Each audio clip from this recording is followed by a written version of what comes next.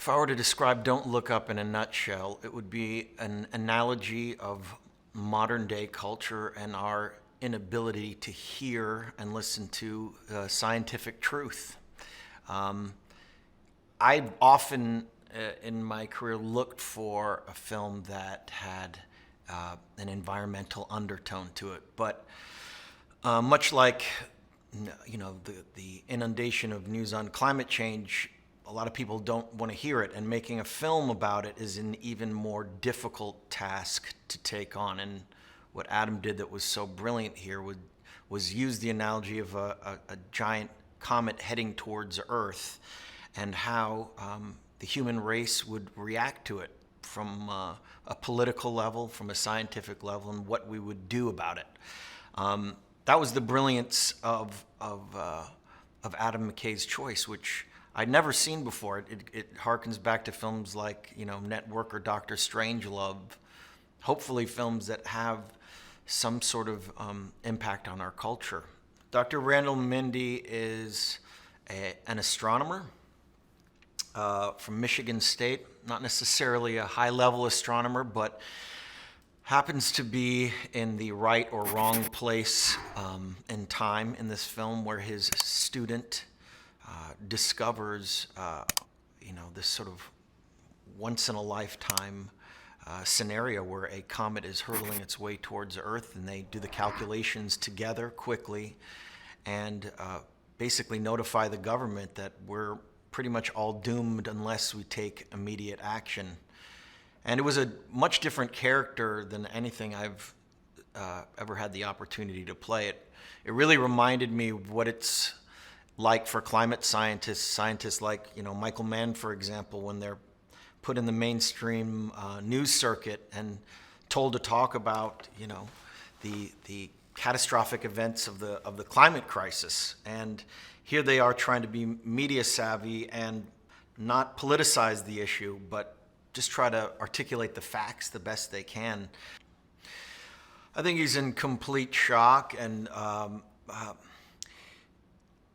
it's a very interesting scene because eventually they start to understand the magnitude of the problem, but it doesn't tie into their political agenda at the moment.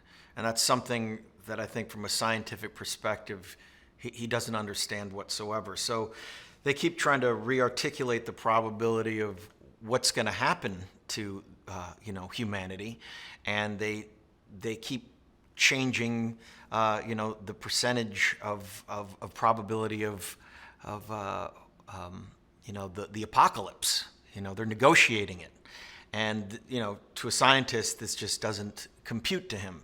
So it's bringing up anxiety and panic in him, and I think they sort of leave that scene understanding that they're involved in an administration that doesn't fundamentally believe in facts and truth, and they're only worried about the midterm elections and how they're going to get voted in next. So they decide to go rogue and ultimately give this news to the world on their own, which is against the law. So it kicks the movie off with a lot of tension. That's for sure.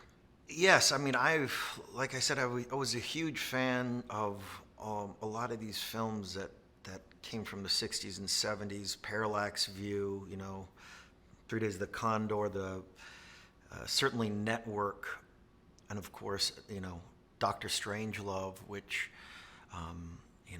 talk about the Cold War in a way that no one else was able to through dark comedy. And Adam, who's an incredibly outspoken individual on the climate crisis, really wanted to do a film that harkened back to those films, that brought an element of dark comedy to what seems to be a daunting and incredibly depressing issue. Like I said, it just seemed like an opportunity that I couldn't pass up, and would be encapsulated at this moment in time, and I could look back and say, well, with these opportunities that I have artistically as an actor, I was able to be a part of something that provoked conversation and made us really understand that we had a point where we could turn things in a specific direction. Did we make those right decisions at that point, or were we too caught up and distracted in this sort of modern world that we live in?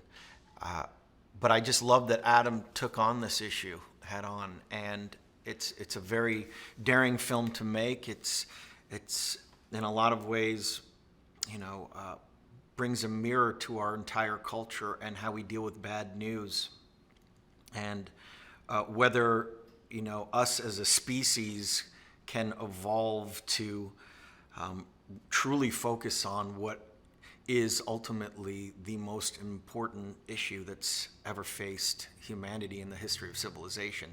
So it had a lot of stakes to it, and I just knew I needed to be a part of this film. I knew it brought up incredibly interesting conversation of where we're at this particular moment in time. Boy, I'd been a fan of his work, ever since, Anchorman, all the way to Step Brothers, then right up to Vice, and seeing this sort of transition and how he's taken on these incredibly complex political issues, but retained this really dark, shrewd, intelligent, comedic undertone to a lot of them. And this is in a lot of ways the sort of full fruition of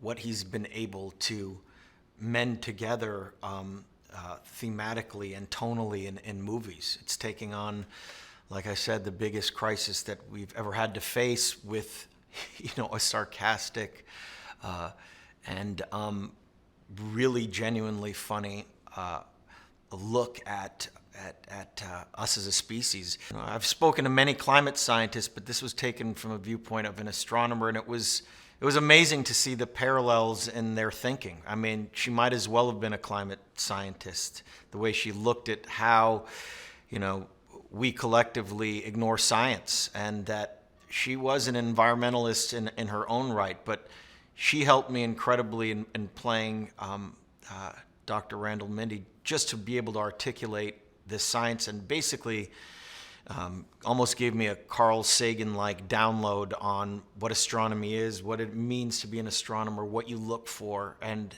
the importance of what that means for my character. So we spoke a lot, and like I said, especially in COVID, a lot of my rehearsal and trying to articulate the science to her was done, over the phone, and she was probably one of the most helpful elements to my character that I could have imagined. Usually as an actor, you're able to interact with a lot of different people, but due to the confinement of COVID, she was the main person that I spoke to. There's a very unique point in time where we got to do this movie. In the height of COVID, with the crisis still going on, a film that was, originated in trying to articulate the confusion of the climate crisis, then became about the COVID crisis. And it attracted a group of unbelievable actors that I got to work alongside. Everyone from, Jen to Meryl to Jonah Hill. I mean, the list goes on and on. Timothée Chalamet, Cate Blanchett, of course. So all of us sort of came together with an incredible excitement and real energy about wanting to tell this story. And Adam gave us this very interesting opportunity to really try anything. And so right off the bat, Jen and I really developed our characters on camera. It was done through a lot of different improv, but it started off as this sort of snarky relationship, but then I think it kind of evolved as we were filming, and due to the tension of what these scientists are trying to articulate as this very sort of paternal, caring relationship where they really, ultimately are looking out for one another. And getting to see Meryl and Jonah in the White House ignore this issue and divert it and talk about incredibly shallow things while we're trying to explain to them that the world is ending was genius. So there were so many different actors that just came in and were given free rein to really delve into their characters, and it was a set and an atmosphere we kind of felt like anything goes. I think I'd always wanted to work with Jen as an actress. She's one of the most talented actors working today, and to have this sort of partnership with her, I'd known her beforehand, but playing both of these characters and being able to joke around it constantly with her about the uncomfort of both of our characters, that was the main highlight to me. And her ability to improvise and be so in the moment at all times was amazing to witness. I had a great time working with her, and I had a great time watching her develop her character and develop the relationship between both of these people that are just trying their best. So yeah, it was just amazing to be reunited with both of them. Like I said, Meryl I haven't worked with since I was 18 years old, and she had this incredible monologue, and just to witness her sort of mastery as an actor was a real gift. And then, putting her in a room with Jonah Hill, who basically would go off the cuff and go in different directions as an improvisational actor, was sort of awe-inspiring. And they really nailed their characters, and they really portrayed them as completely unhinged, absolutely undependable leaders, which was a huge motivation for Jen and I for the rest of the film. Adam McKay is a director that I'd been wanting to work with for a long time, and his ability to combine comedy with incredibly pertinent issues, especially with this film having the undertone of the climate crisis and of course what happened with COVID. It was a unique opportunity to work with somebody that really allowed all of us as actors to really collaborate and improvise. And like I said, Adam's somebody that values everyone's opinion and allows you as an actor to take a scene in any direction that you see fit. And because of COVID, in a lot of ways, we got to only interact with him from a microphone that would sort of emanate in the different sequences that we were working in. And it was just reassuring that we had his voice of comedic genius and intellect as we were, taking these scenes in all kinds of different directions. Well, Adam McKay, first of all, I've always wanted to work with him. I'm a huge fan, and when I read the script, I thought it was genius. It was hilarious. It's the funniest script maybe I've ever read, and only got funnier when seeing actors like Jonah Hill. And I thought it was such a poignant way to get such an important point across, that people don't need to be fighting each other in science. We need to be fighting this collective war to save humanity together. Cate Dibiasky is a student in astronomy at Michigan State, and we find her in Hawaii working on the Subaru telescope, and she ends up discovering a comet. Cate Dibiasky is a truth teller, so when she tries to tell this news to the rest of the world and is met with resistance or just, complete and utter disbelief, it's really upsetting. And you can really see Cate really gets a hard look at life in the public and social media. When Cate and Randall start off on their journey to try to warn the world, obviously starting with the president, that there is this catastrophic event coming, and the president tries to downplay it because she's afraid of the midterms. I think it's just extremely anxiety-inducing and upsetting because you want to just scream to everybody, that this is coming. And then it just gets more frustrating and more frustrating. I'm a huge fan of Adam McKay. I've always wanted to work with him. I've seen all of his movies. I love all of his movies. And he's the perfect person to be able to tell a story like this, to bring humor and satire to such a troubling and honest problem. I mean, the biggest problem facing humanity. It's really a job that only Adam McKay could pull off. There was a lot of improv in the film. I mean, I think we left most of it up to Jonah Hill, who's an expert. But yeah, Adam made us feel very free. Well, Adam is just, he's a comedy writer as well, as he's directing it, but he's also just coming up with hilarious material as we're going and is giving you great, hilarious stuff, line after line after line. Working with Leo was fantastic. I've always been a huge fan. He's an amazing actor. And we had a blast. To prepare for this film, I spoke to a great astronomer named Amy Mainzer, and most of my questions were really just about a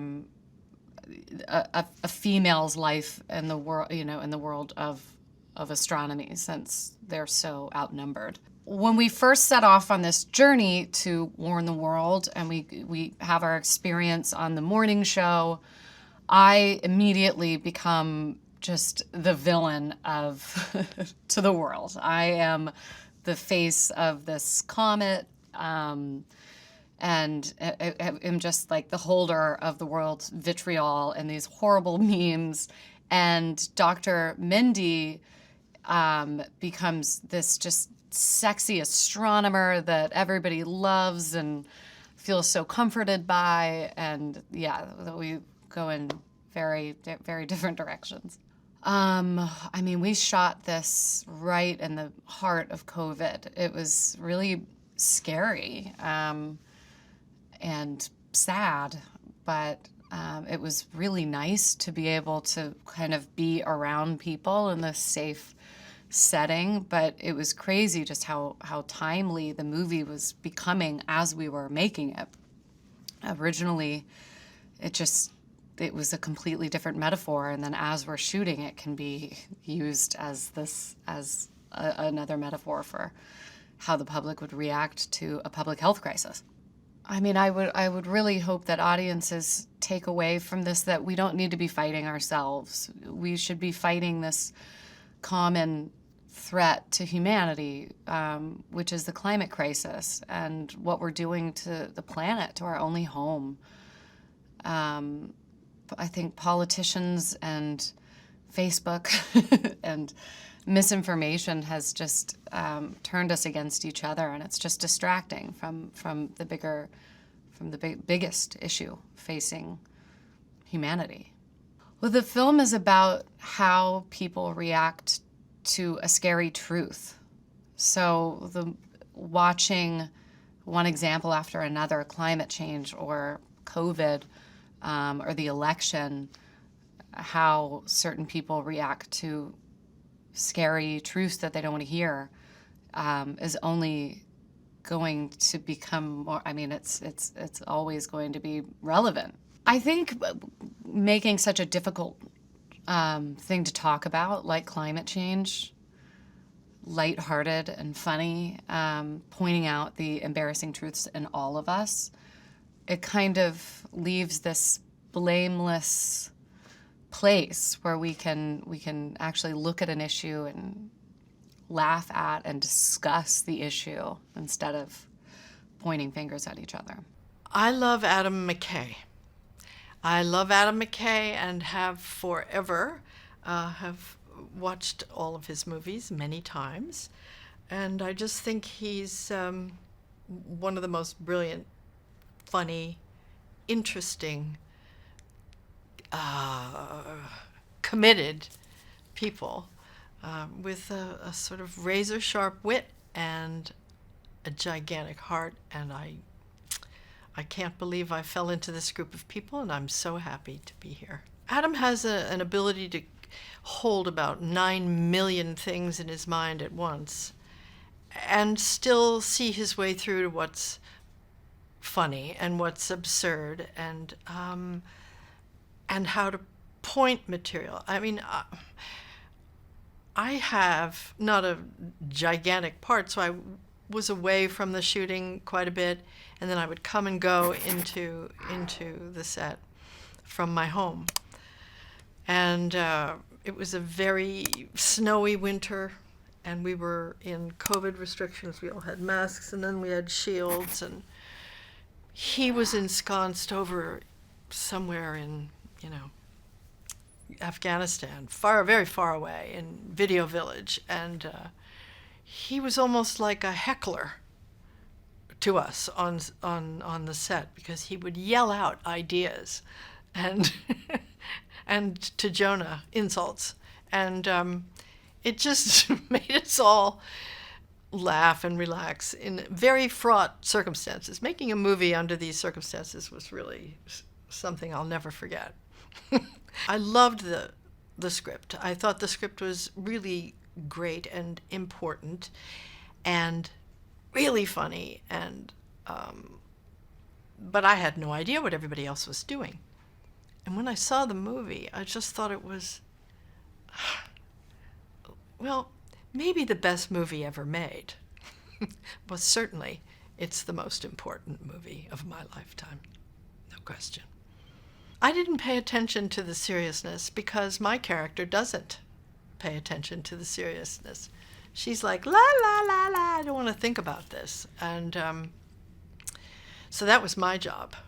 And yeah, all I did was have fun with Jonah Hill, who's really fun to be with and to work with. And I mean, in a way, it's hard because tears are coming down your cheeks, and they have to come in from makeup and brush them away because he's pretty funny.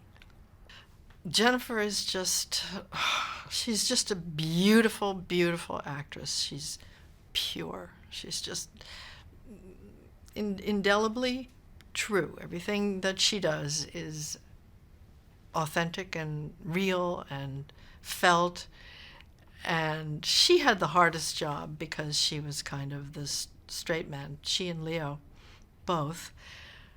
And so when, Jonah would lob the incoming at them, she just had to take it, and she just couldn't break. And I could see, she was holding it with everything she could. Every single frame of it is fueled by this moment and where we find ourselves, our inability to communicate with each other. It's ironic in this time of mass communication where there's been this explosion of the ability of people to reach each other, that we are unable to speak to each other. We don't have any consensus on truth. And the thing that's really gone away is the benefit of the doubt. We don't give each other that. And that's where you can sort of meet in the middle of an argument, and because you don't suspect that the other person is a monster. And we've lost that. So we find ourselves in these silos of misunderstanding.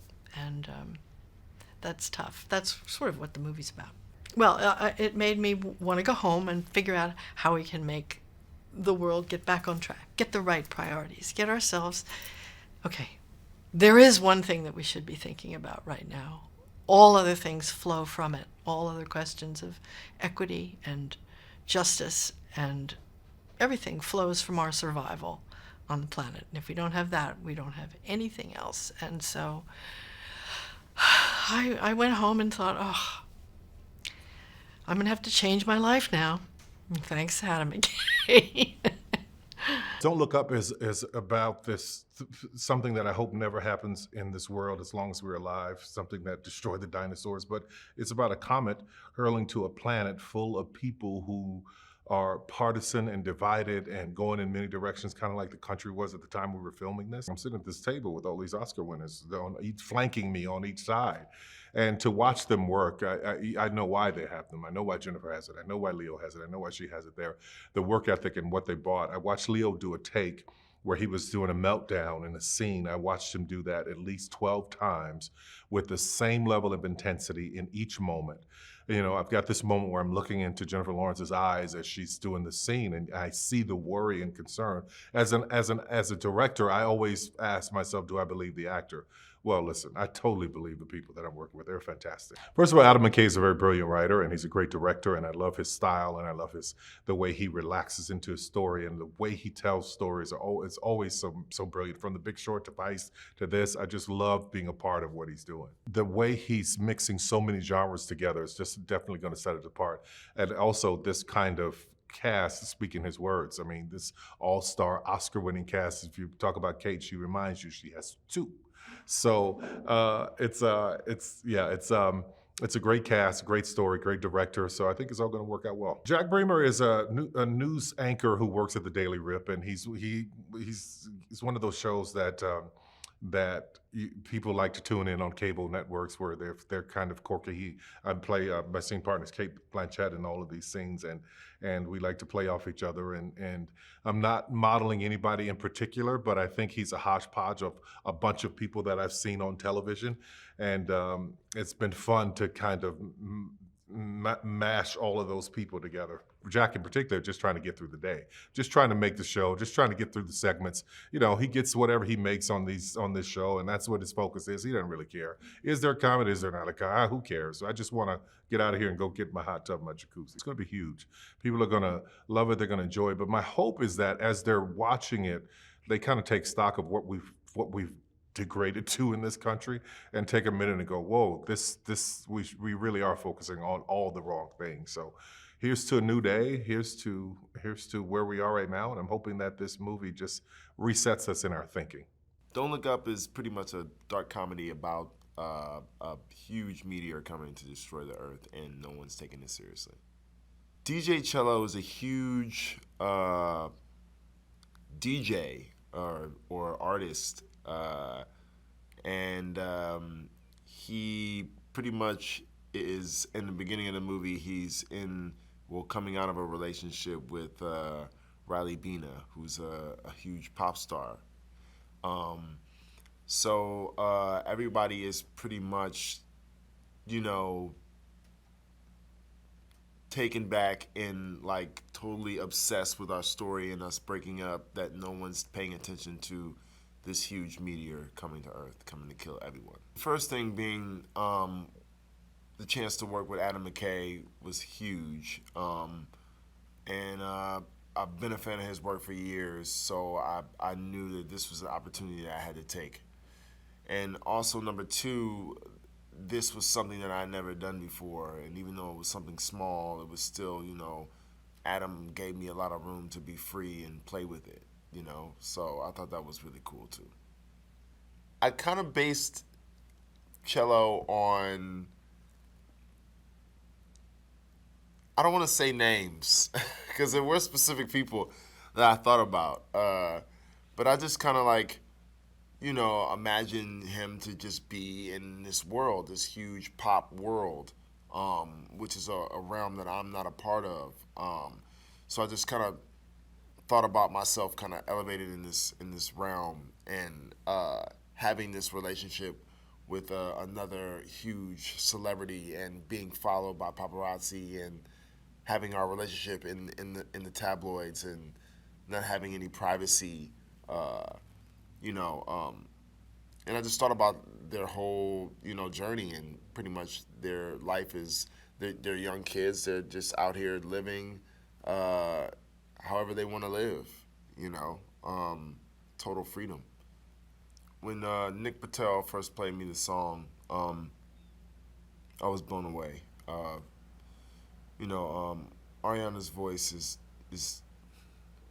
so beautiful and so soft and sweet, but powerful, and I was just like, where do I fit, and we were able to like figure it out, and they had some stuff written for me, and I was just like, I don't have people writing for me usually, so I was trying to think with an open mind, and I tried that, but it wasn't working. It didn't sound like me. It wasn't authentic.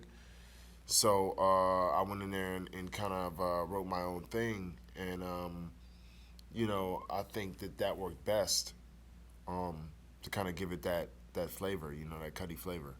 I was working on another show at the time, and it's an animated show, and all the music narrates the story.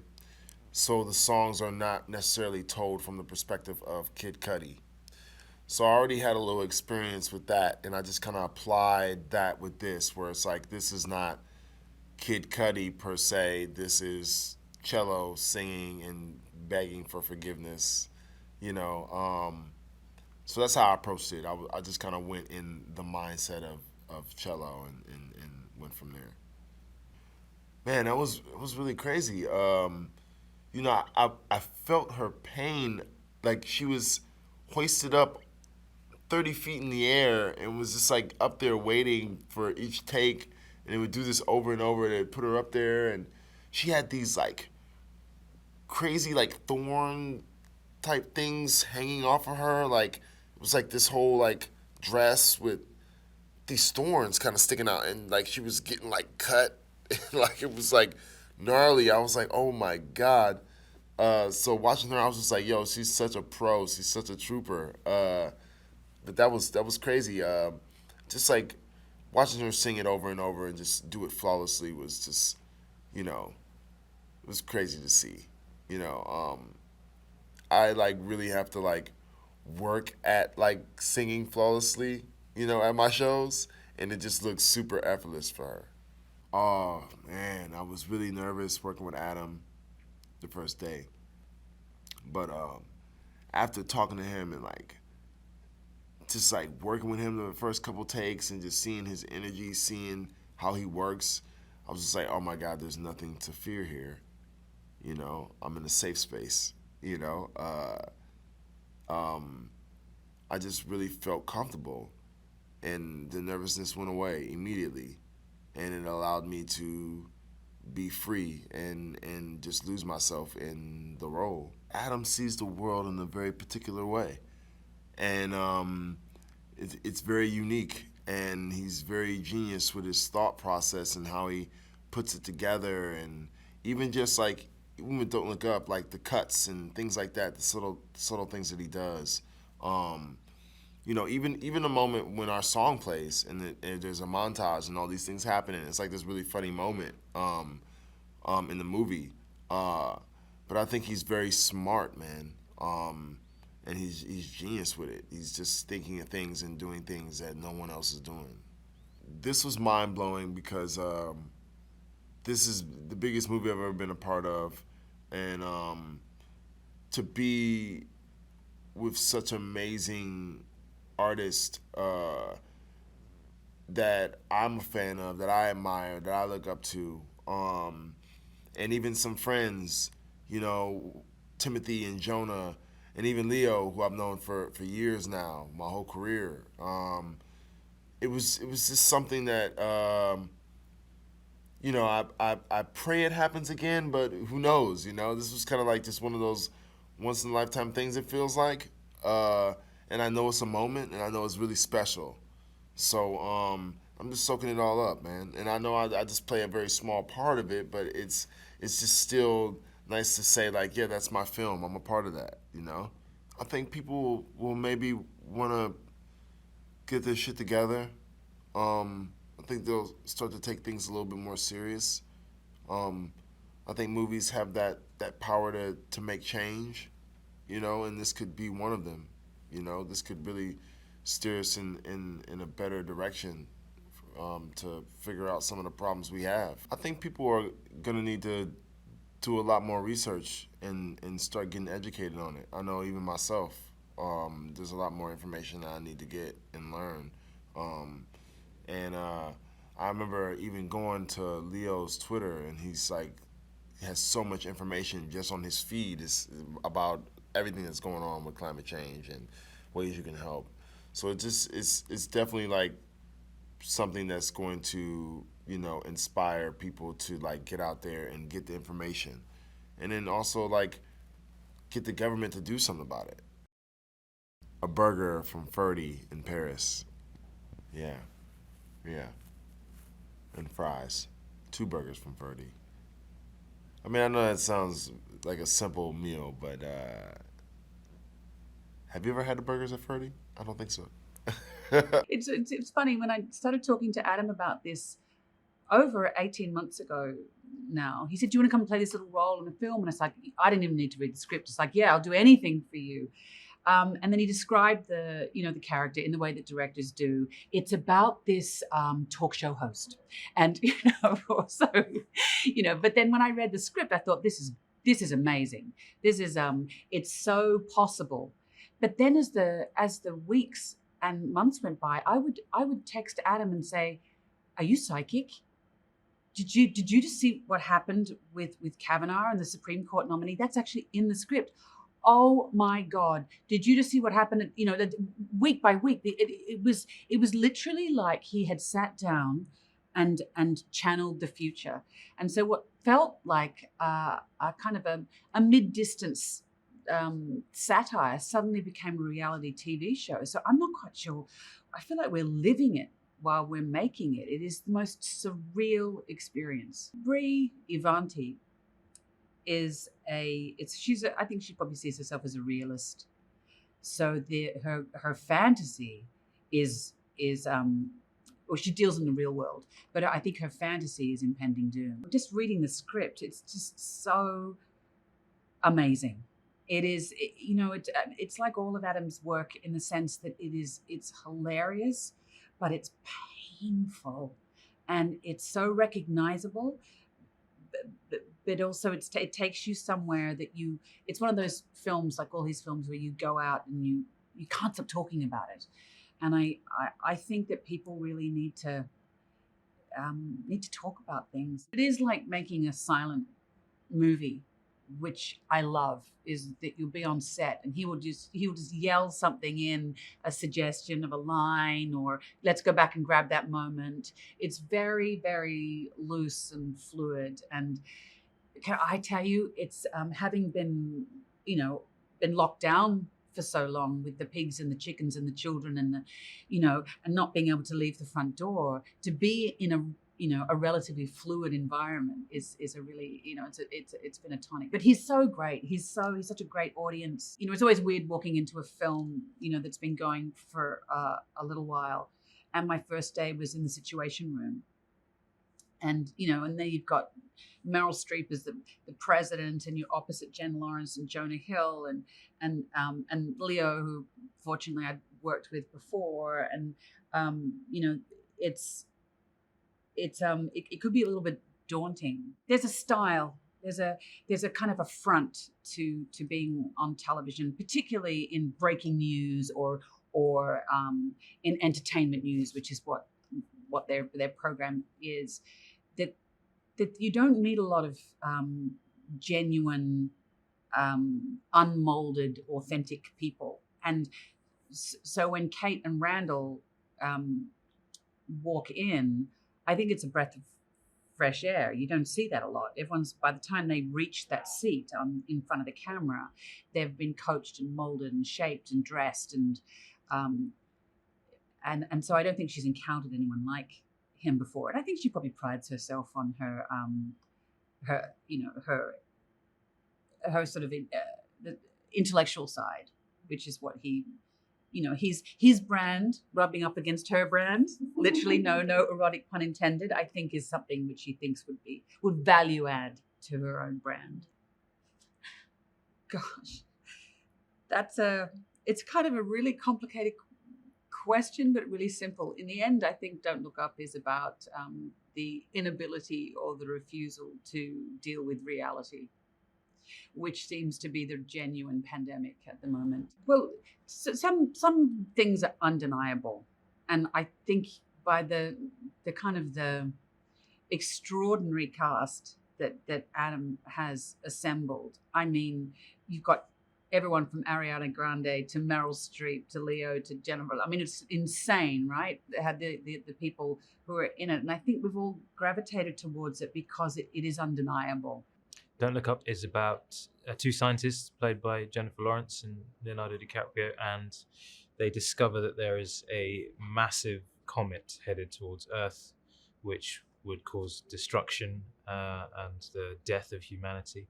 And so they try to notify the right people about it, and it's about everything that happens after that. My name's Himesh Patel, and I play Phillip, who is the boyfriend of Cate Dibiasky, played by Jennifer Lawrence, and he is a journalist, a wannabe sort of hotshot who works at a company called Autopsy. And so when he finds out that this event is imminent, he makes a choice, which is to become some sort of expert on everything that's happening, and he removes himself from Kate's life. And kind of goes on his own weird little journey. The script is amazing. I mean, it's Adam McKay, who's someone I've been a fan of for a long time, and this is just kind of him doing, in a way, the most epic movie he's probably ever done, and taking this tried and tested sort of concept, but applying it to a genre like never before. And that's what makes it completely original. It's been great working with Adam. He's really up for improvisation, even though he's written such a great script, a really tight script. He's really up for playing around with it, and that's really fun for me as an actor, to get to sort of not know exactly what you're going to be doing when you get to set every day.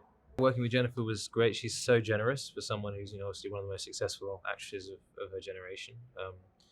But she was so kind and generous to me as I kind of walked onto set a bit wide-eyed. But she was great to work with. My first experience of filming a project like this during this time, I'm really impressed with how vigilant everyone's been and how well organized everything is, and you feel safe.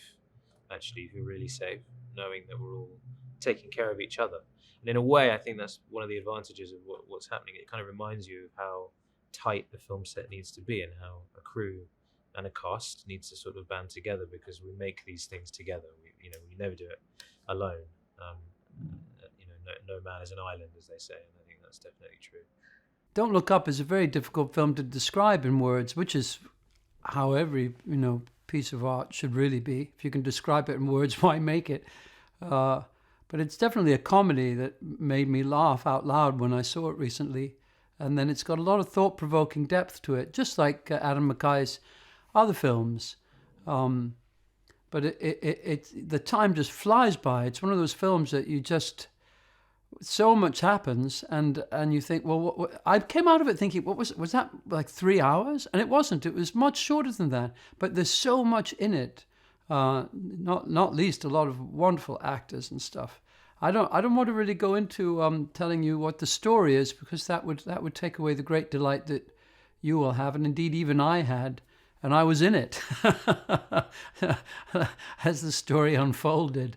Right away, he had me laughing and thinking, and then when I read the screenplay, I thought, yeah, I'd love to be part of this, whatever part, and he did indeed offer me the part of Peter Isherwell, which is quite far away from me, a tech billionaire, along the lines of someone like Elon Musk and these type of characters, the founders of these big high-tech corporations.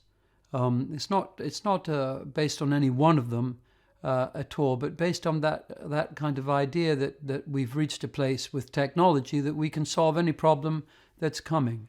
Someone who has supreme faith in that because it's proved correct in his life, and he's got the money to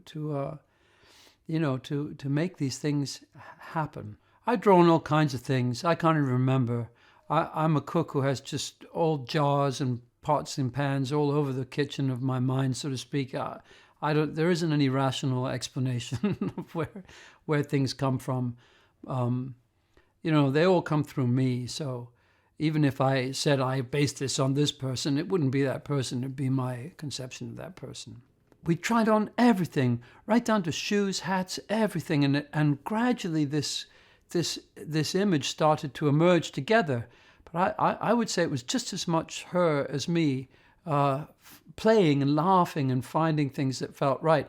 These jackets were incredible. They were worth like $3,500 for a little jacket, $4,000. Unbelievable costs and things. I'd never seen clothes like this before. And then also in the hair and makeup, the fantastic. I arrive in the caravan, the trailer, and there's 3 different wigs, 3 different totally different wigs with a totally different character. Each one of the characters could have been good. And eventually, really, I asked her opinion, and she said, no, this white one, I think, is the one that's really, it just brings something out, and we agreed. And then, of course, enormous amount of makeup, including correcting my teeth, correcting my age to some degree, and other things. I say other things. I can't think what other things there were. But also in front of the mirror, the character. I'm sitting there for maybe 4 or 5 hours as we're trying different things, and that's very useful. And the character emerged there.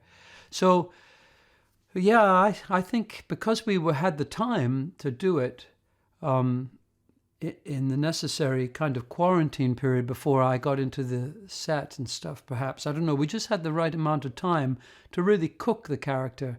And these people who helped me, that's where the character was born. Well, it was very funny the first time I met Adam McKay on set. I went really to set to show him the look. So I had the wig and the makeup and the costume. Except I had my own, it was snowing and cold in Boston, so I had my own kind of ratty old moth-eaten overcoat and scarf on, to get me there. And it was mostly the face and the hair we wanted to show him. And no one recognized me when I came on set, though I've met Meryl and Cate. And Cate and Leonardo were doing a scene, a wild scene, that's now been cut from the film. But they were laughing. And I came into this little room, it was in a hotel in Boston, and there was Adam in his seat, which travels everywhere with him, his old big executive rocker seat. And he's a lovely big man. And he's laughing and laughing, and Leonardo's there with him, laughing and laughing. None of them recognized me for quite a few minutes. He enjoys things very much, and he enjoys, he comes from improvisational theater in Chicago and then into all that kind of improvisational madness of Saturday Night Live and having to come up with things on the huff and stuff. So each scene that I was in, and I got the impression that other scenes were the same too, had a little bit where he hadn't written it, and he would say to Mark, just, I don't know, make up something there. He would make it up like he hadn't been able to do it, which of course he could have written it himself 100 times better. But he wanted to leave in bits where we played and made up things. And so we would make up things. And someone like Jonah Hill, of course, is just so funny. I could hardly stop myself laughing on set. And he and Meryl were very, very, very, very quick and good. They'd been going for a while in their characters. But that became most of the conversation after takes, actually. He would laugh at something and then say, well, try it this way this time, or try this way. So all the focus was put onto these little codas, so to speak, where we improvised. Well, the odd thing for me, the really odd thing I'll say, is that the character is written that he doesn't look at anybody, he can't look at people, he's too shy. So I arrived on set, can you imagine, my first scene with Leonardo DiCaprio and Meryl Streep getting off a helicopter and coming towards me, and I'm not able to look at them. Here, two of the finest cinema actors, and I'm having to just look away all the time and only listen to them. And I thought, they're going to think I'm a real bastard, that I'm a real crap actor. I don't even look at the other actors. So I think I even stupidly apologized and explained that it was my character wasn't able to look at people, and that was the only reason I wasn't gazing at them. I think he's just brilliant in this part. I grew up in the Midwest, and I just kept being reminded of Midwestern professors and teachers that I know, and their innocence about that kind of world of Washington, New York media, and their deep sense of morality, ethics, whether you agree with them or not, the deep sense of thought about it, particularly for this kind of guy, I guess, a university professor of great conscience. And but he has that difficult type of role in a story of being the one of saying something like, wait a minute, did you say that A equals B if red and yellow are the same as the quality of pi in the universe of dementia, or some weird, but I mean, that's not a very good sentence, but he always had very, very difficult sentences and scientific things to learn, and he always had to be the kind of everyman character asking questions of people who were much speedier and more informed and ruthless around him.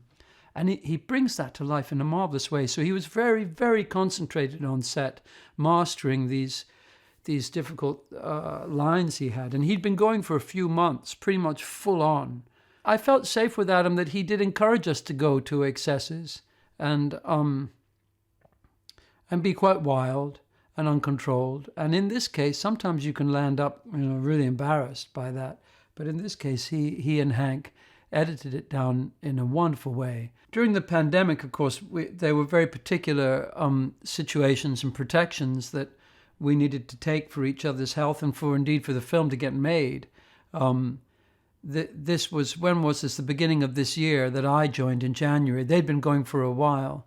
So it was pre-Netflix saying that everyone needed to be vaccinated, and it was, as indeed how I've made 6 films during the pandemic, with testing, regular testing, I think almost every day, masks, hand washing, and then whatever you were doing yourself in the background in terms of taking vitamins and garlic and all kinds of the old very good ways of defending yourself from getting ill. The bizarrest thing was being flown over from England to make the film in an airplane, and that we were the only 2 people in the whole of first class. We had 4 stewards serving us. They didn't even ask us to get out of our seats when we wanted to lie down. They just made up another bed. They could have made up 20 beds for us. They could have woken us up and put us in a new bed each 10 minutes of the flight. And we said, I think there were only 11 people on the flight, There goes my carbon count for the year. But I said, how is this working? How can you make this work? And they said the hold was full of salmon and vegetables. So I was like a piece of dead fish and a turnip flying over to Boston to make a film. It's a study of how we as in our evolved Western society, how we deal with information. This information, I guess everyone will know by now, is about a comet, and so it comes from the astronomical branch of science, and there's really it feels like he's covered every different part of society's reaction to these things, with compassion, but also with a sharp wit of what might happen. I think, or you'll feel like when you've been to a nice restaurant, you feel, it wasn't only tasty food, it was nutritious food, and it's going to keep me going for a while, this film. I'm going to be thinking about these different moments. It's given me images. And as happens also, the images come into one's dreams. And so it is a bit like digesting good food, that it does enter into your psyche. And so I hope all those things, that's what happens for me when I see a good film. And if I can excuse myself from the experience of seeing this film, but watching everyone else and watching the film, I had that kind of experience with this film. I think so. We are facing a crisis very, very similar to this comet approaching. And as the scientists and environmentalists and, many people have been telling us, if we can address these things earlier than later, a bit like finding out you have cancer, you have a better chance if you get to work on it, changing your diet, changing your exercise regime, changing the stress in your life, making a different relationship with your body early on. You have the better chance of surviving cancer than if you've been carrying it around for a few years. And that's the same with the environment. Oh man, Don't Look Up is a story of 2 low-level astronomers who must go on this giant media tour to alert the world that the end of the world could really be approaching. But who really cares? Dr. Teddy Oglethorpe, head of planetary defense at NASA, And my job is to clean the junk in outer space. And I take my job very seriously, no matter how many people may think the job doesn't exist. It's an actual job, damn it. Oh man, the amazing, stellar, all-star cast. It's like the Bulls in the 90s. Championship rings all over the place, baby. We got Leonardo DiCaprio, we have Jennifer Lawrence, and then we have the illustrious, most accredited actor in the world, Meryl Streep. And then we have cool-ass Jonah Hill. So, man. And then Adam McKay at the helm, you know, Hank Corwin, editing, you know. Thank you, Hank, hooking me up. So yeah, I mean, it was just a no-brainer. And then to be a part of a story that, you know, can put levity in the situations that we are pretty much in right now to help us heal and create fun, comfortable conversations so that we can understand what we're going through now. I felt it was a no-brainer. So yeah. My thoughts were, who does Adam know and what does he know? How did he get this kind of information? This is so spot on. Because it was like right at the beginning of when everything started growing around the pandemic.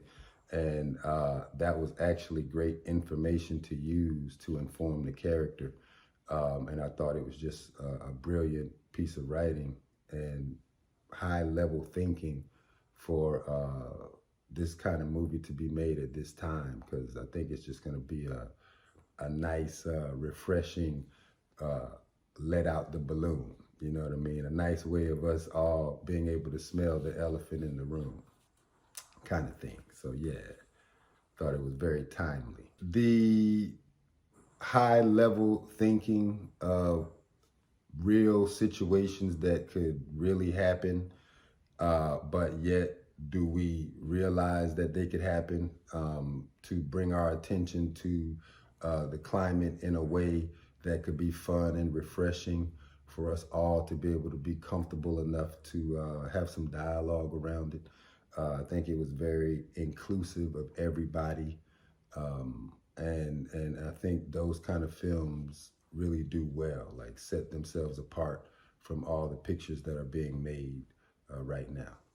I think it's Adam's personality himself, the way he creates an atmosphere for you to feel safe and bring out your best, the way he's able to take what you're giving him and massage it in to what, you know, he wants.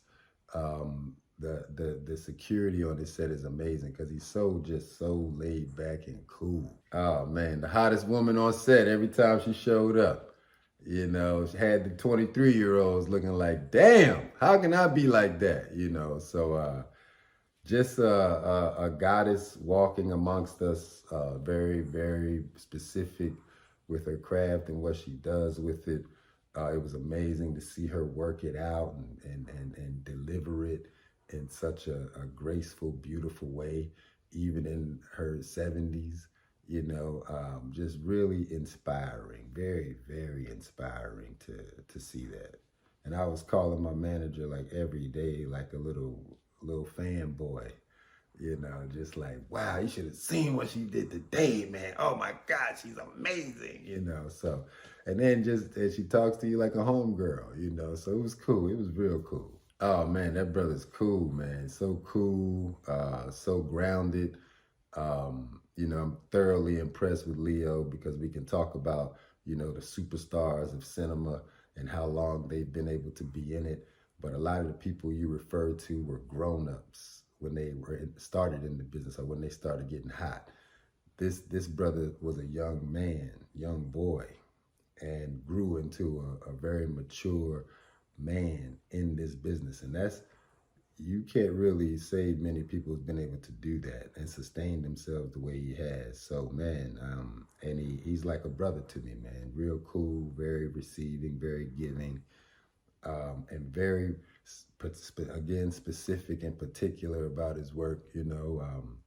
Come up to you and throw something at you different in the scene before the scene starts, like every other time. Just, hey, Rob, I'm thinking, blah, blah, blah, blah. Okay, you know, just let's go, you know. And you gotta love that about him because he's so committed to his work, just so committed to telling the story. Like everything about it is about, we got to tell the story right, you know. And yeah, that's how he is. Even if it's an imaginary story, he's like, so like, we got to tell the story right, you know. So you got to appreciate being able to see that too. Just grace and beauty, you know, again, cool. Reads a lot on set, so you know, she has a book with her at all times, which is always fun to see. Very smart, very Kentucky proud too. She'll tell you, you know, she's from Kentucky, man. Don't let it fool you. Very family oriented. So yeah, beautiful, beautiful young lady. Beautiful young lady. Very cool. We need to come together regardless of our attitudes and beliefs. At least we do want to enjoy Mother Earth. We do want to participate in Mother Earth, you know, internationally, globally, celestially, you know, however you want to look at it. Laughter is the best form and medicine in life, and it's free. You know, I make her laugh. She just got spayed. She has this cone of shame around her neck. And, you know, we laugh in the house, you know. So, yeah, you know, laughter is something I think is healing. It's a healing form. So, and the world needs healing. And Don't Look Up, this film, I believe, is a good step in towards making the conversation for that to happen. It was very tense. At the same time, it was very warm and loving.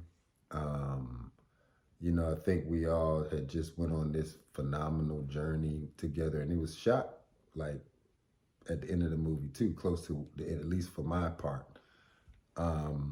So yeah, it was very, very warm and soft, you know, because we all realized that this was going to be our last supper together and our last moments.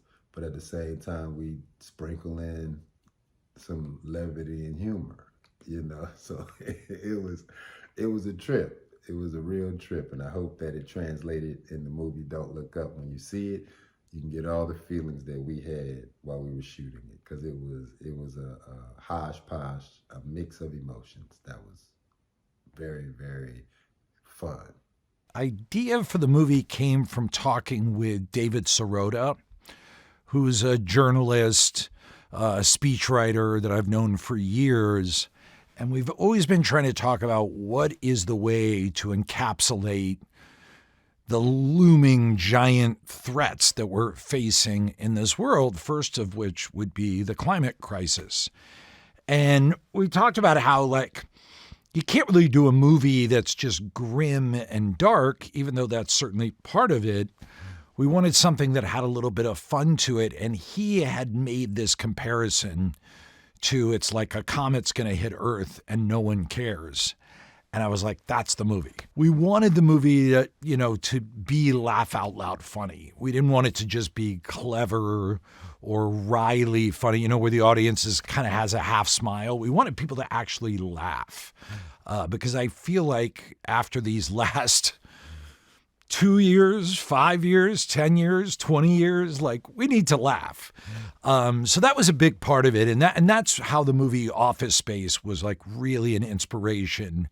And I would say Idiocracy is another one. Both those Mike Judge films for me are really kind of North Stars. You know, he's playing Dr. Randall Mindy, who's kind of a low-level professor. He has tenure, but he's definitely not a star. He's not the kind of guy you're going to see, you know, on Nova or hanging out with Neil deGrasse Tyson. And so he's sort of thrust into this big, important role, but he's very nervous.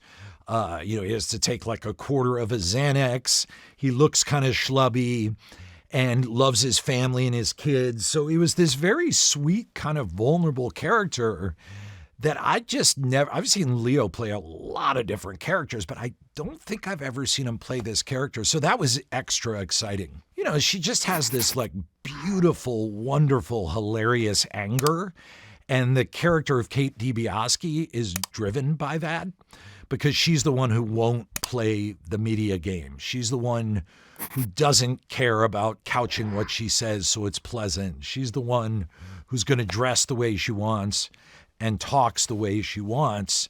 And it's a very, it's a fun character, but she gets chewed up in the script and she just kills me. She's just spitting fire throughout the whole movie and she's hilarious while doing it. It's very fun to see when Meryl Streep walks on a set, everyone's demeanor changes slightly.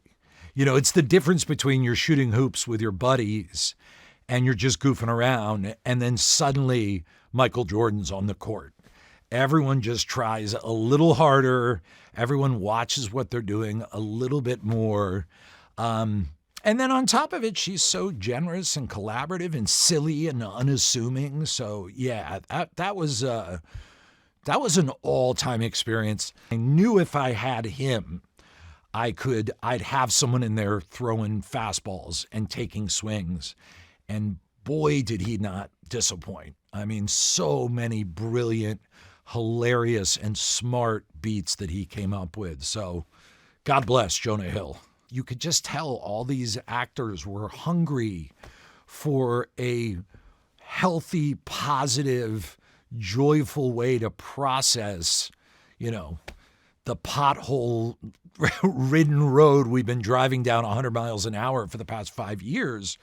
And then at that point, we realized people were going to show up for this. And that's when we then started taking extra leaps, like going to Tyler Perry, who, basically runs the state of Georgia. And you're like, there's no way he's going to do this. And we're like, you know what? We've learned. Let's try. And Tyler Perry's like, I'm in. And then Kevin Messick, our producer, is like, do we try Ariana Grande for Riley Bina? And I'm like, that's insane, but let's try it. And then we were just off to the races. And then we had like a small little role in the movie. It was like, do we try Chris Evans? And like, at this point, we had lost our minds. And then he was like, yes, I'll do it. So, Kid Cudi, yes, I'll do it. And it just kept rolling and rolling. Tyler's a guy who's done comedy, he's done drama, he gets the world of entertainment, and he was perfect for it. And I'll never forget the first day we paired him and Cate on set, because within 5 minutes, they had this chemistry between the two of them that felt like a 14-year chemistry. And we just kept looking at each other. We're like, how did that happen so fast?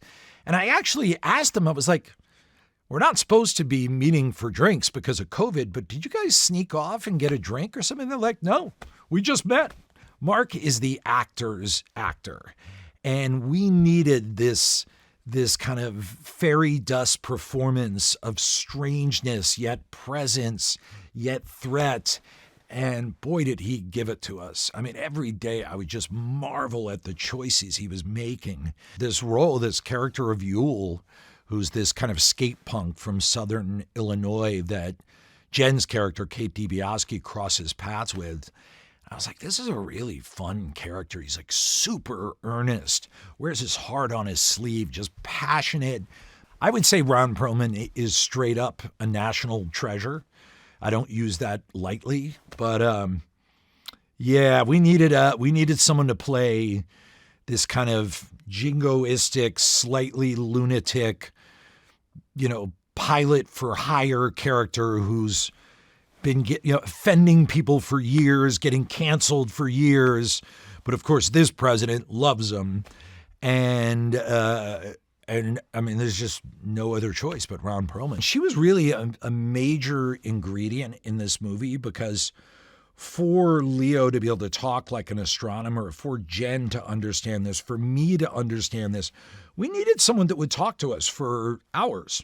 We needed someone, because really the only way you start to pick up this language is you kind of have to take a long bath in it. You can't just hear it and move on. So DiCaprio would talk to her for hours and hours, and Jen would go through the script with her. I would go through the script with her. She talked to Rob Morgan. She was constantly fact-checking the script. And then maybe her most valuable input was with our VFX team, because she was guiding them to make sure what they were showing was accurate. We had there's one scene where a spaceship goes past, I think it's a neutron star, and, Dr. Mainzer was able to give us the exact specs of what that would look like and give us reference photos.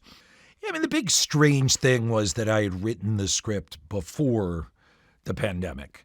So I had no idea any of that was coming. I'd written this comedy. We were scouting it, and boom, the pandemic hit. So that was probably one of the strangest 5-6 months of my life, seeing beat after beat in the movie come true.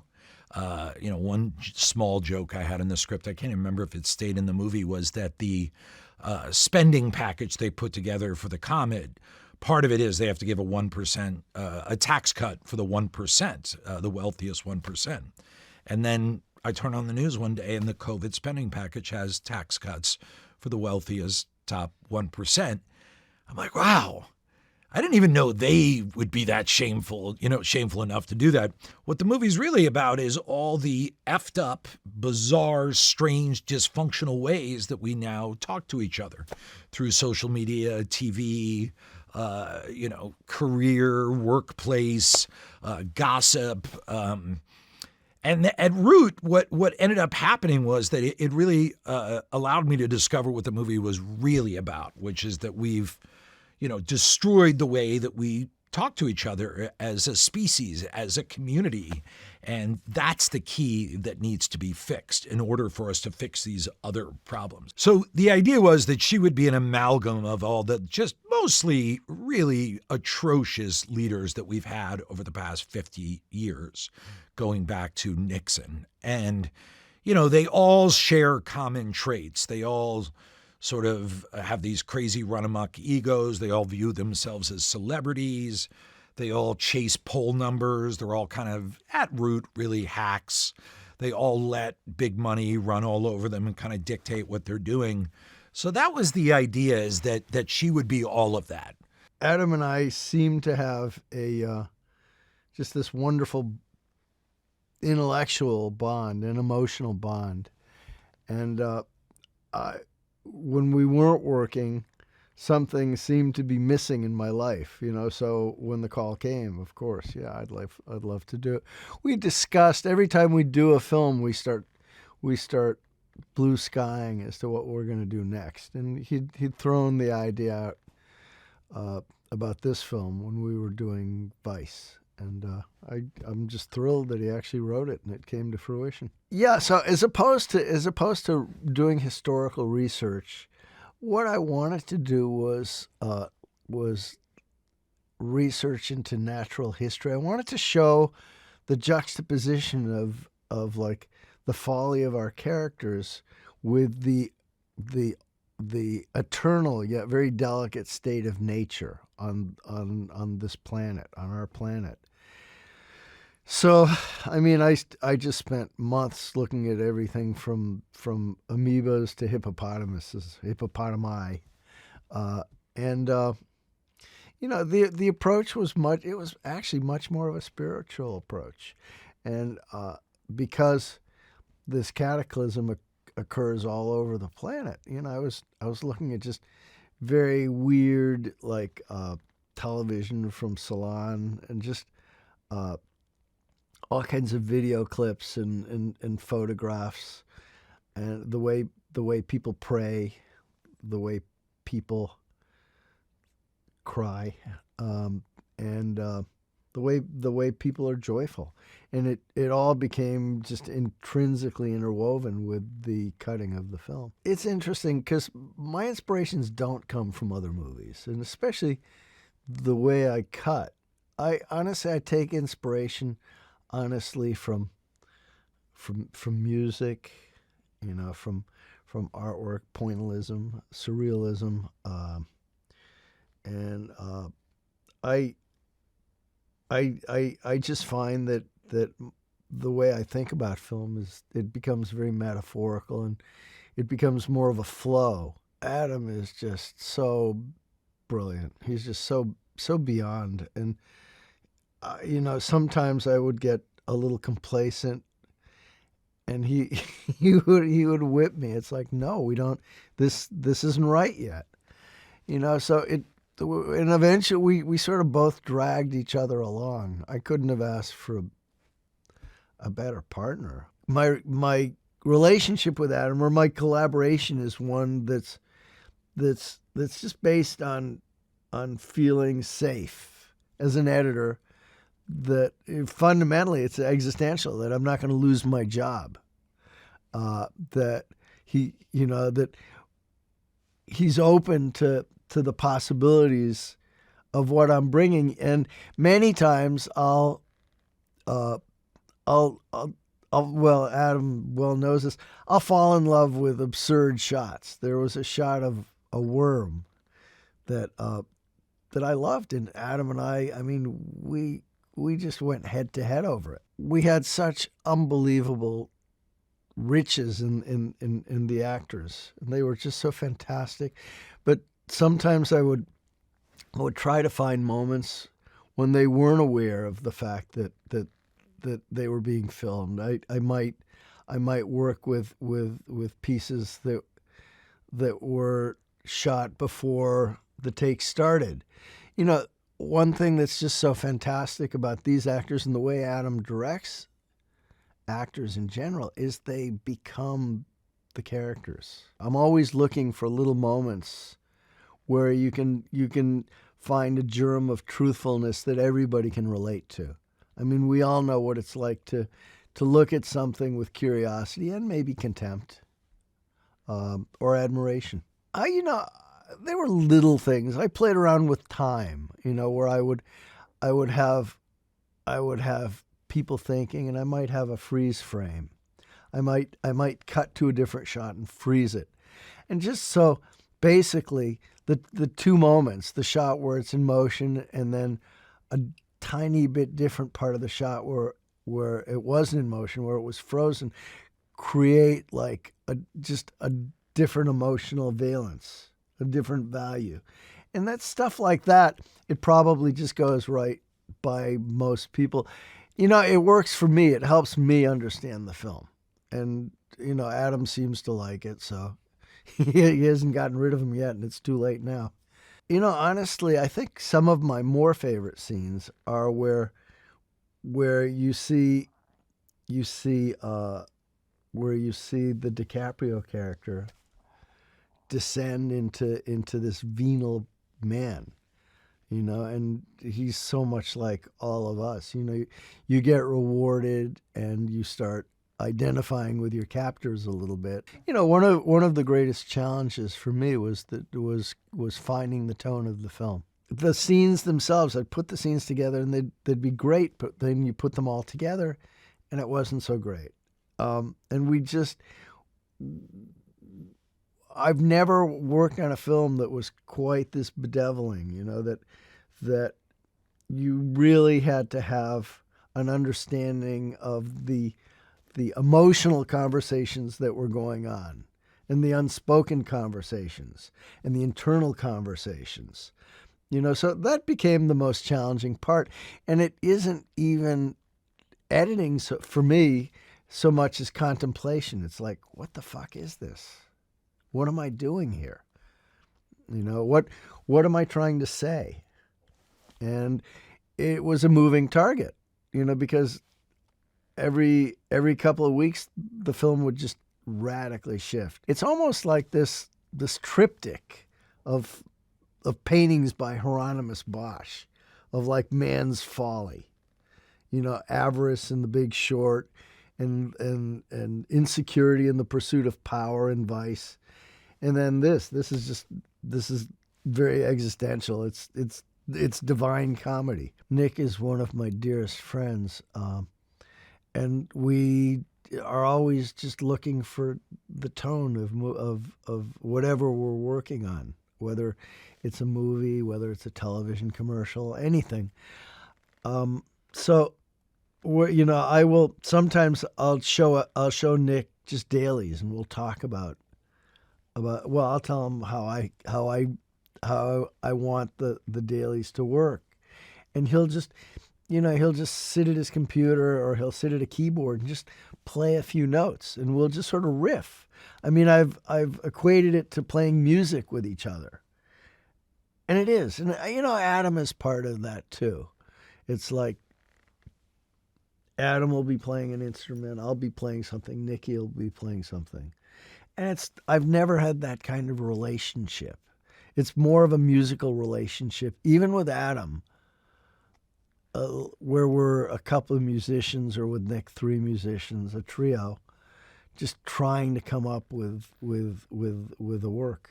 I'd be thrilled if people in an audience were able to realize that you have to believe in the truth. It's really very simple, and whatever that truth may be, wherever it leads us, as opposed to anything else is folly.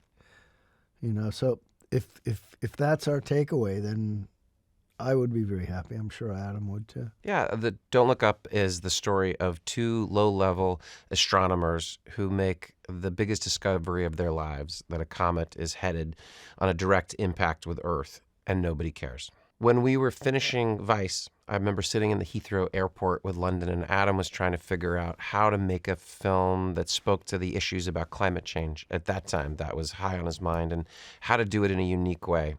And it was then, as we were sitting in the airport, where he had the initial idea for what if the comet would hit the Earth and nobody gave a shit? What if a comet hit the Earth and nobody cared?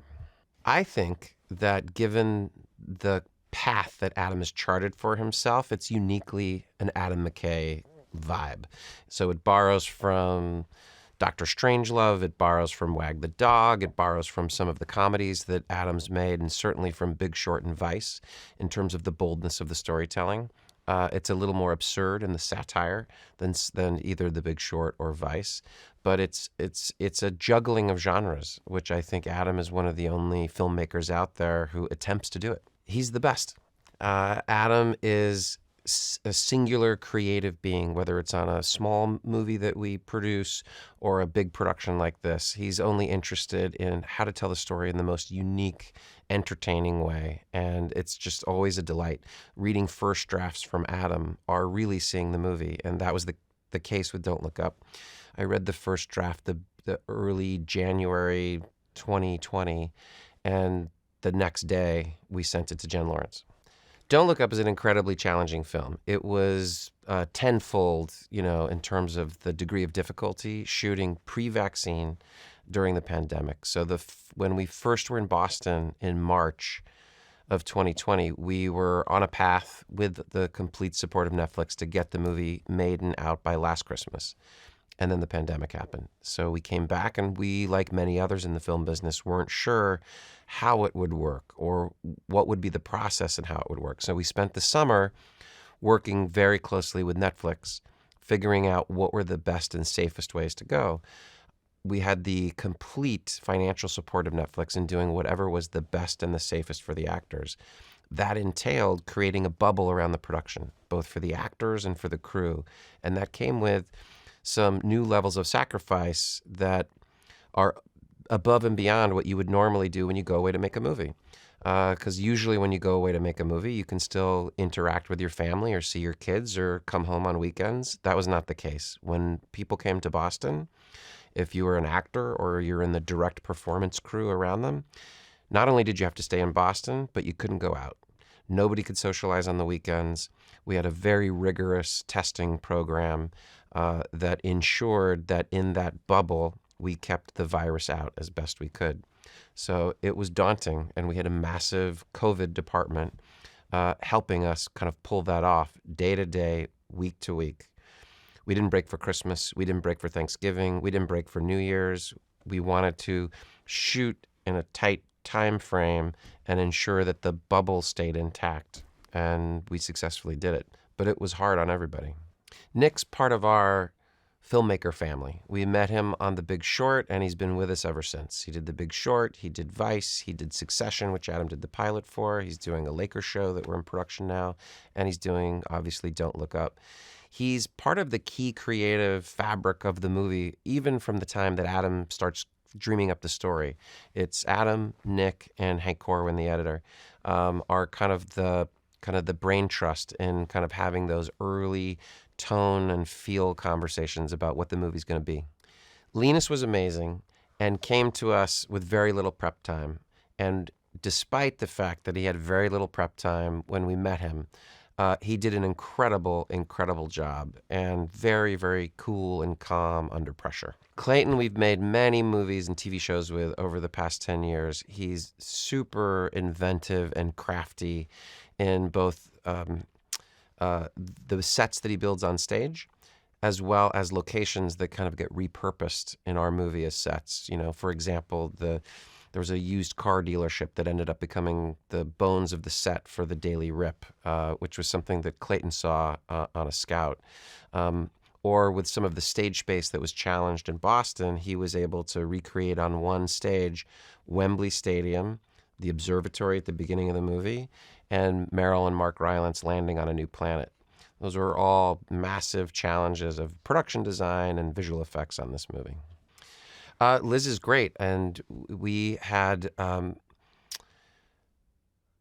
incredible cast of stars on this movie that all required individual attention with their unique characters, from Leo to Jen to Meryl to Rob to Jonah, and Liz is a pro and handled everybody with her expert guidance. Sure, I think the two biggest looks that we tried to crack in our hair and makeup tests were Leo before and after, meaning Leo before as he's the kind of the frumpy astronomer, and then when he goes on to the Daily Rip, Patty, who's the head of hair, actually is the person in the movie in the chair that kind of gives him a little trim, and then miraculously he shows up as a very handsome guy on the Daily Rip.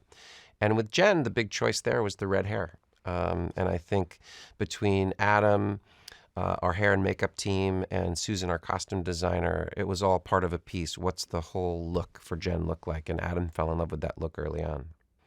She's great. Patty worked with us on Vice. She won the Oscar for that. We were thrilled to have her back and always look to work with her again and again. And yes, it was a fun day when Adam asked her to be in the shot for the Daily Rip makeup scene. Hank Corwin is a genius. He is both a kindred spirit and somebody that challenges Adam in how they see the movie and how they see the script. And I think what's great about Hank is he takes guidance from Adam as the director. And what's great about Adam is he's open and willing to hear new ideas from Hank. And out of that collaboration becomes The Big Short, comes Vice, and comes the very unique editing style that is on Don't Look Up, which, again, I think is a path that Adam and Hank have charted more for themselves than you see in other films. Raymond we met on Vice as well, and we had a great experience with him, and Raymond and Dion did an amazing job on visual effects. That started back in November. When we were first kind of in Boston. Some of those sequences were dreamed up and thought up then. They were great problem solvers. One of our many challenges on the movie was, how do you film a concert with Ariana Grande in a drafty stage in Weymouth with 100 extras and a simple set and make it look like you're outside in Wembley Stadium in a concert that's meant to save the planet? Well, hopefully when you see the movie, you'll see that we were able to pull it off. Sure, let's start with Jen. It's really simple. Adam wrote the part for her. They've long wanted to work together. She's, I think, very publicly been a massive fan, particularly of Step Brothers, in terms of Adam's work, and kind of can quote that movie chapter and verse. But Adam wrote the part for her, so she was the first actor that we sent the script to, and she said yes. And then it was during the shutdown, during the pandemic, that we started having our meetings with Leo. And that was a courtship between Adam as a filmmaker and Leo in evaluating what was the right tone of the script, and a couple of very smart notes that he had on Randall, his character, that I think it's been one of the more fruitful collaborations with Adam and an actor, from the get-go. Jonah was a singular first choice. Jonah and Adam have been friends over many, many years, but for the douchebag son, chief of staff of the President of the United States, we thought nobody else other than Jonah could bring that role to life, and he did an amazing job. The role of Isherwell was something that we searched for a while, and it was during production that we ended up approaching Mark Rylance, who's one of Adam's favorite actors, as well as Leo's. And what Mark brought to the table was what you see in the film is a very unique version of an Elon Musk, a tech titan type of guy. And I think Mark really made it his own, and with some old-fashioned hair and makeup tricks, changed his appearance in a great way that looks organic and real and grounded. Tyler Perry is a friend of ours from Vice, where he played Colin Powell. So when we were looking for the kind of perfect co-host on the Daily Rip, we thought he would be great. And Cate Blanchett was another first choice for Adam. This is the benefit of being a producer on Adam movies. He has first choices, and the first choices say yes. Who else to get to play the biggest pop star in the world than the biggest pop star in the world? And again, shred the script and wanted to do it right away. I think one of the scenes that he and Adam worked on together was the big speech that he gives towards the end of the movie, that's very reminiscent of Network. The I'm mad as hell and I'm not going to take it anymore type of vibe. And what's that version of that speech for Randall at that point in the movie, where he's strayed and now sees the truth, sees the errors of his ways, and also needs to kind of put that call out to the world, that you got to listen to the facts, that you got to listen to the scientists. And that particular speech, among some other spots in the movie, but that one in particular, I think Adam and Leo worked on together. The Just Look Up song was in Adam's very first draft, and he had a kind of a rough draft of the lyrics. We, of course, immediately kind of started talking to Nick Britell, our composer, and then when Ariana got involved, it was this magical day where Nick went over to a studio where Ariana had read Adam's words, but we hadn't really nailed down the lyrics to the song. And Nick had an idea for the chords that are in the song right now. But that was it. And Nick just sat there and played the chords, and Ariana improvised with no words, but just with her voice, what the melody might be like. That's the song. What she came up with that day became the words, which became the song, which became what Nick scored. It was pretty cool. That they talk. The movie, it's almost like the characters in the movie are sacrificing themselves so that we don't have to. The world doesn't have to end. The positive message that comes out of a movie like this, hopefully, is we can still do something, that it's not too late. One of the sadder lines at the end of the movie is, we tried. We really tried. And that doesn't have to be the case in real life. It's the point of the movie to get the point across. But I'd just shown the cut that exists to my 16-year-old daughter and a few of her friends last night. And as soon as it ended, that was the conversation they were having. This is what's wrong. This is the problem. This is what we should talk about. So it was exciting just seeing that conversation sparked even amidst the group of young kids at my house last night. I think initially when Adam wrote the script, it was an attempt to speak to the issues around climate change with the allegory of a comet that's going to hit the Earth and nobody cares. I think, sadly, the world has changed, and the movie speaks to multiple issues beyond that in the world that we live in. I had a great time working on this movie because it was a lot of fun working with really smart people who deeply care about the role of science in society and how we can use the tools of science to solve big problems like climate change. I spent a lot of time talking to the actors, to Adam, to the VFX folks. Leonardo and I spent a lot of time talking through all of the different scenes where he has this big moment where he can't take it anymore, and he just sort of loses it and says, "Can't we all agree that this is a bad thing?" Leo and I talked about this a lot. He has to speak for the scientists here. This is what we all feel. We're learning this information, and we need people to take action. So Leo and I spent a lot of time on that scene in particular because this is the frustration that all of us as scientists who work on all these problems feel. We need everybody to help us to try to fix it. Because there are ways to fix these problems. We can do something about climate change, absolutely. We just need folks to get out there and help do it. So I spent a lot of time talking with Adam, with Leo, with Jennifer about just, how do we convey what scientists feel about the information that we're learning, and what do we do? I started on the movie with Adam really early on in the process, actually. I think we first started talking almost 2 years ago now, and just when he'd first drafted up the script, It was actually kind of a strange moment. When I first saw the script, it was right at the beginning of the pandemic. It was, in fact, I think February, just as it was being announced. We talked about it, and I said, did you have a crystal ball? Like, how did you know that this was going to happen?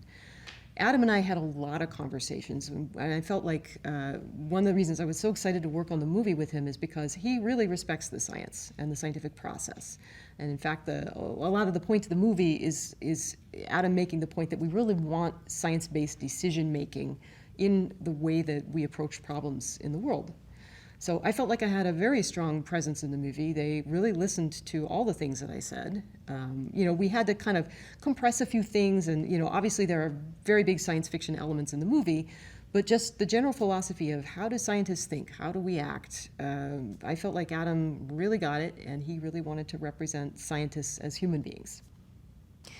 Space is full of really large comets, like the one in the movie. It's about 9 kilometers across, so it's the size of a mountain. It's pretty big. This comet I modeled sort of loosely after a comet that we discovered last year called Comet Neowise. This comet is sort of roughly modeled off of its parameters. It's a pretty big object. It certainly would cause global devastation if it ever were to impact. But fortunately for us, space is incredibly, incredibly huge. So the odds of something ever getting close to our planet are very slim. I mean, I'm not going to say zero, but they're really, really, really low odds.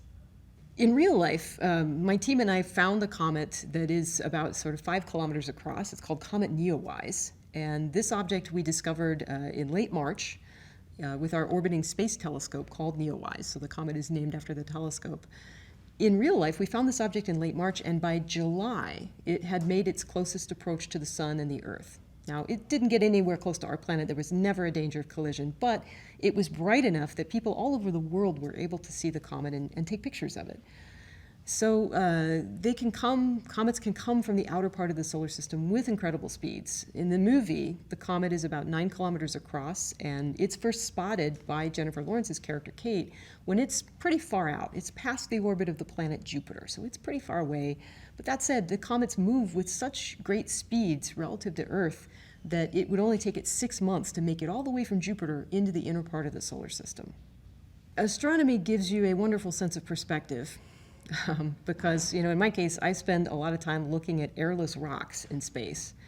And when you do that, you quickly realize that this is a really, really special place in the cosmos. There is nowhere like it. And even if there is, we can't go there. We don't have warp drives. That Star Trek technology, that's not real. We actually cannot go somewhere else. There is no other planet. When you think about that, you realize, actually, we really need to be throwing everything we can at trying to protect this place. As astronomers, we have tools and techniques for doing remote sensing, seeing things far away, getting physical information about objects, even when they're distant. Those tools and techniques are the same ones, or very similar to the tools that we can use to study this planet, our home planet. So I've recently started working on some new research that's looking down now instead of up, but it's using the same kind of tools to map out the distribution of invasive species. So in other words, plants that aren't supposed to be here, because they drive things like terrible wildfires that are happening all across the western U.S. and Australia. But also, these invasive species cause a great loss of biodiversity of the native plants and animals that are supposed to be in an area. So for me, this movie is very much from the heart. It's about the importance of looking up to remind us that we need to actually make our home here, because this is it. This is where we're going to be. Jennifer was great to work with because she's also incredibly smart, but she's also very, we talked a lot about the role of gender in a field that's very male dominated. And we had a lot of great conversations about that, about just, how is it to be not sometimes taken seriously because of just a random circumstance of how you're born, right? Who you happen to be. It just shouldn't matter when it comes to your work, but of course it does. So she's very smart about these things. We had a lot of great conversations. There's a scene where Leo's character is accidentally, or is identified as being the discoverer of the comet, when in fact he's really not. She found it. He did the orbital calculations, but she actually made the discovery, and she's just ignored. And there's just this great moment where you know that she's just knows that she's been left out of being actually given proper credit for her work. So we had a lot of great conversations about that. We also talked a lot about just, what's it like to be a student and to be feeling like you're just starting out in your career. And yet she's an expert. She's a superstar in her area. She is really, really technically competent. So I thought she brought a great dignity to the role because she properly portrays the fact that she really is an expert at this subject. Rob was fantastic. I felt Rob did such a great job in this movie because in real life there really is somebody who is the planetary defense officer at NASA. This is Lindley Johnson. He's an expert in actually orbital debris as well as asteroids. So he has a very, very technical background that includes tracking objects that are moving all over the sky, including things that people have made as well as natural objects like asteroids and comets. I felt that Rob did a really good job of portraying just the fact that he is determined to get the truth out there. He's gonna just tell you what's going on, and I thought he did a lot of credit to the character. Meryl Streep is terrifying. She's as the president, she's so frightening in her ability to just simply cut someone down so quickly and make her point. So we did get to talk a little bit about just the dialogue, some of the places where she's using some of the pushing back the whole scene where they're arguing over the percentages of whether this is really likely to happen. The scientists are saying, this is really, really likely to happen, and by that we mean 99.78%. She comes back and she says, so we'll call it 70%. And then she sort of haggles them down, and they're trying to say, but no, that's not the real number. And she just sort of says, no, that's not the number I need to go deal with my midterm election or whatever. And that whole process, we did have some discussion about that, of just how that would really work. I felt she did a great job there, and she's really quite terrifying. One of the things about science is that we're really supposed to be neutral. It really is supposed to be just the facts. In other words, just tell us the numbers, and that's all that matters. But unfortunately, when we try to communicate this, sometimes now there's a phenomenon of trolling where somebody's trying to draw you away from that neutral position where you're really just dealing with facts into the world of emotion. And science is really supposed to be this very neutral, unbiased point of view that we evaluate whether something is true or not. But trolling is designed to get you away from that and make you argue on the basis of your emotions, specifically anger, usually. That's not about science. Science is not about arguing on those terms. It really should be on the basis of neutral fact. Trolling, unfortunately, elicits a lot of emotion, and human beings are wired to respond to that, in my opinion. So it's very hard, I think, for people to not want to react to that and say, no, you're wrong, that's wrong. But unfortunately, it's not done, trolling is not done from a perspective of trying to have an honest debate as scientists. It's done from the perspective of trying to push you off of your neutral standpoint and into a response of anger. In other words, it's to try to get you to lose your cool. It's really, really damaging. And I personally think as a scientist, there's not a lot of use in responding to trolls, particularly because they're not actually trying to have a reasoned debate. That's what's the thing that's interesting as a scientist. If you don't want to do that, then it's a waste of time. In real life, it would take several years, most likely, to put together any sort of a deflection mission for a comet. It just takes a long time to build spacecraft. And then we have the consideration of just how do we actually get the object, the spacecraft, into position relative to the asteroid or comet such that it can actually push it out of the way. So we did compress the timeline quite a bit with this comet. In reality, we would have loved to have had several years or even a decade before it makes its close approach to be able to do that deflection mission. We kind of skipped that part of the movie because it would be a lot of design reviews and conference calls and things like that, maybe not the most cinematic. But in the movie, you can see that they launched this just ton of missions to try to push the comet off course. The president has her own reasons for wanting to have a big hero, and she picks this awful person, played by Ron Perlman, to do the job. In real life, the missions we would probably fly would be robotic because it's a lot safer. And of course, they have this one shot at really, in the movie, pushing the comet off course so that it won't impact the Earth. And of course, in this case, the president decides not to do the right thing. I hope that people take away from this movie that it's really important to make science-based decisions in society. Fundamentally, I think the message of the movie is that science is happening to us regardless of how we think or feel about it, what we think about it.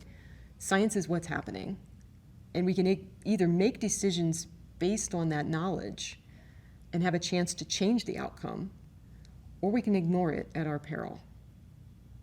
To me, that's, I think, the main message of the movie. Thanks for watching. Make sure to like and comment on the video if you enjoyed it. Subscribe to the channel and hit the notification bell to be notified when new videos are released.